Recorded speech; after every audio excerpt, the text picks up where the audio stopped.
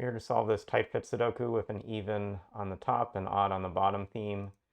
One of the first things to do in these puzzles is look at some of the extremes. If we've got an 8 on the top, it certainly has a 9 below. A 3 has like a 1 or 2 above it, but there's already 2 in that cage, so those give us a good start. This 9 and this 9 work together to give a 9 here.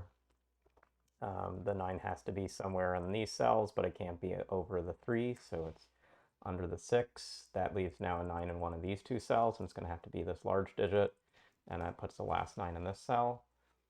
We've got a lot of 7s, so let's look at the 7s on the left side. We've got to get a 7 in this cell.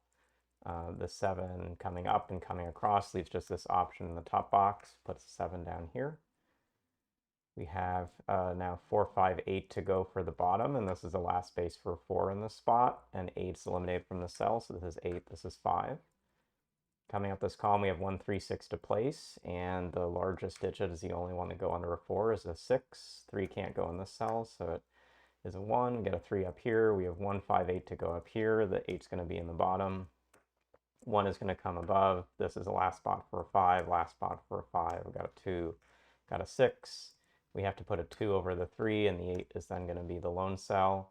If we come back and think about 1, 4, 5 as the last digits, we got 1, 5 here, we have 1, 4 here, but one cell we can come up to is this 5 here, needs a smaller digit, and 4 is taken, 2, 3 are taken, so 1 goes in here, we get this 4. That now leaves 6 and 8 to finish out the space, so 6 has to be the one that's smaller than a 7, 8's in the top box. We have 1 and 3 for these cells, we have 2, 4, 5 for these cells, the 4 will have to be here.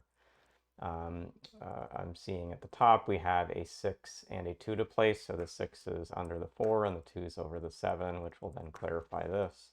As 4, 5, put the 5 here, 1 here, 1 there, 3, 3, 8, and we've finished the puzzle.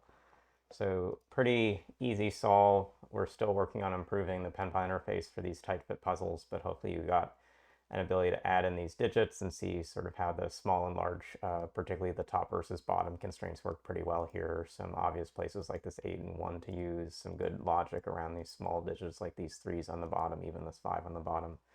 So a fun way to start the week, and we'll see you again soon.